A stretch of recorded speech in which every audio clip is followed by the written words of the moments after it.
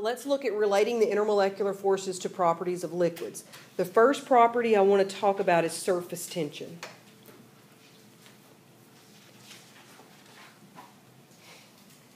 And guys, we're not doing any calculations in this chapter, okay? We're just really look at qualitative comparisons. Yes, no, does this exist, does it not? Which is stronger, which is weaker? Okay, no quantitative, just qualitative comparisons.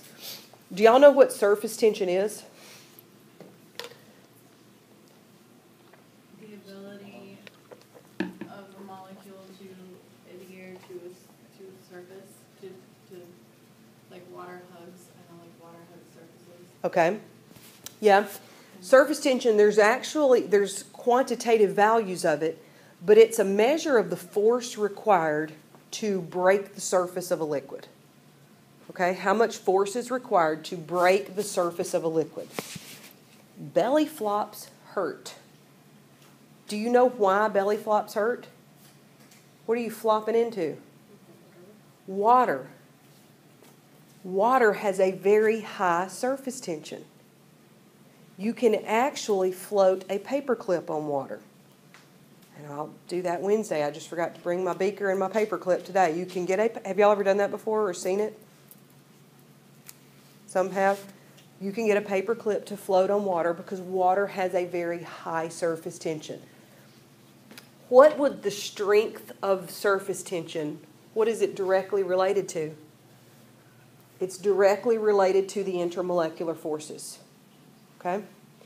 If you have a molecule that has only dispersion forces, guess what? It has a very weak surface tension. Okay?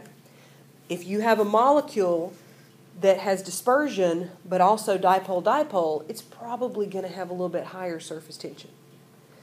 But yet if you have a molecule like water that has all three, it's going to have a very strong surface tension. Y'all have all seen the little bugs in the mud puddles, right, that walk on the surface of the water?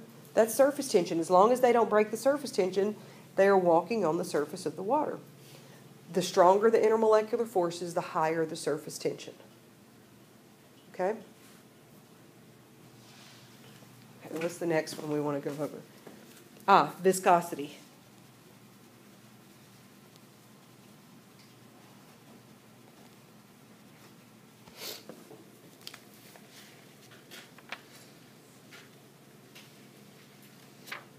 What do you know? What is viscosity to you?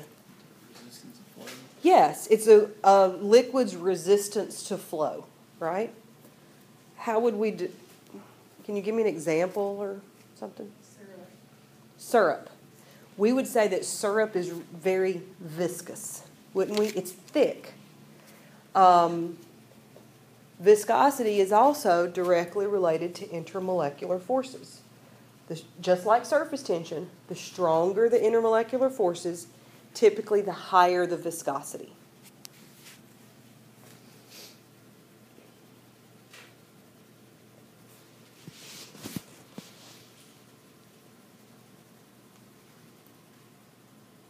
Viscosity is one of these properties that we're looking at that is actually affected by temperature. And y'all know how it's affected, right? Just from common sense. How is viscosity affected by temperature? Heat decreases it. Yes. Heat decreases viscosity. And if we think about it, that would make sense because like water would have a certain viscosity, okay? And if we heat water up enough, what's going to happen? It's going to evaporate, right? But we also know that with a syrup. When we heat it up to put it on our pancakes, it gets really runny and we get too much, right?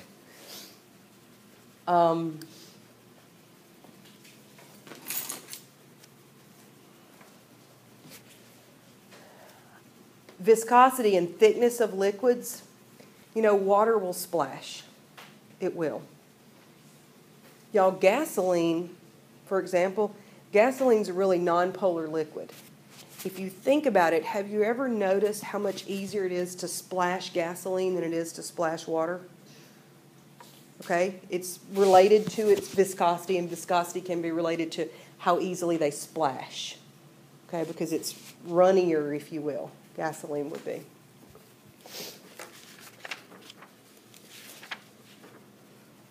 The next property we want to talk about is vapor pressure.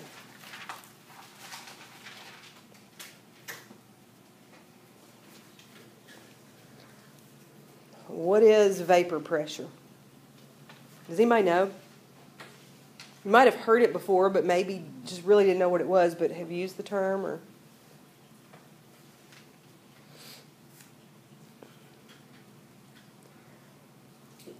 if you have a water bottle and it's sealed, then you can see that there's liquid water in there, right? Once it's sealed and once it equilibrates, did you realize that just because there's H2O liquid here, did you all know that every now and then there's a H2O molecule that escapes the liquid layer and it goes into the gas phase right above it? Y'all know that happens because if you leave a glass of water long enough, it's gone, right? Because it evaporates. But the same thing is going to happen if I have a lid on this.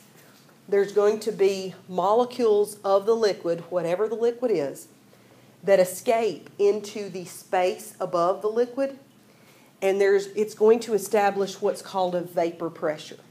Now, this happens in a water bottle. We don't know it when we open the water bottle because water doesn't have an odor. But this happens in gasoline as well, and we know it because when you open the gas tank, you immediately smell gasoline, right? So would you agree with me that gasoline has a higher vapor pressure than water? Higher, I mean, we smell one, we don't smell the other. When you leave a gas tank, when a gas can swells? Yes. When you leave a gas can, whether it's in the shop where there's no AC, especially those plastic ones, it swells, right? Because the higher the temperature, it's going to result in a higher vapor pressure. Vapor pressure of liquids is directly related to intermolecular forces. The stronger the intermolecular forces, the lower the vapor pressure. Does that make sense to you? Because the stronger the intermolecular forces, that means the molecules, hang on, I'm going to say that again. Stronger intermolecular forces is a lower vapor pressure.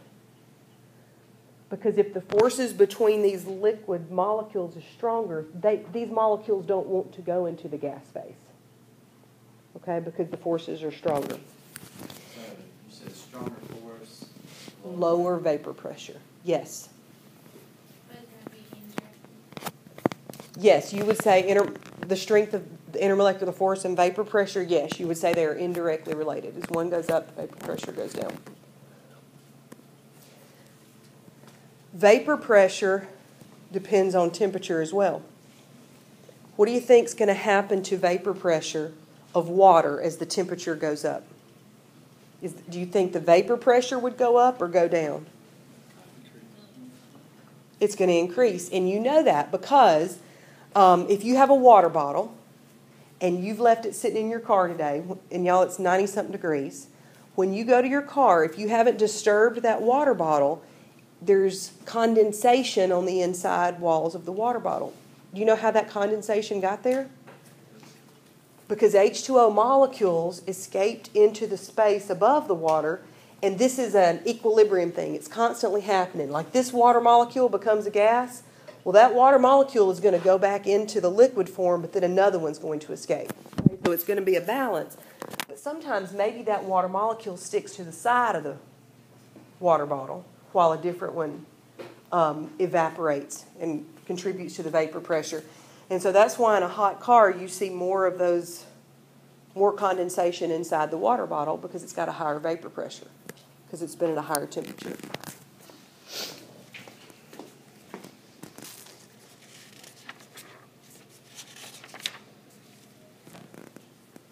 And I think that's the three properties of liquids that I wanted to talk about.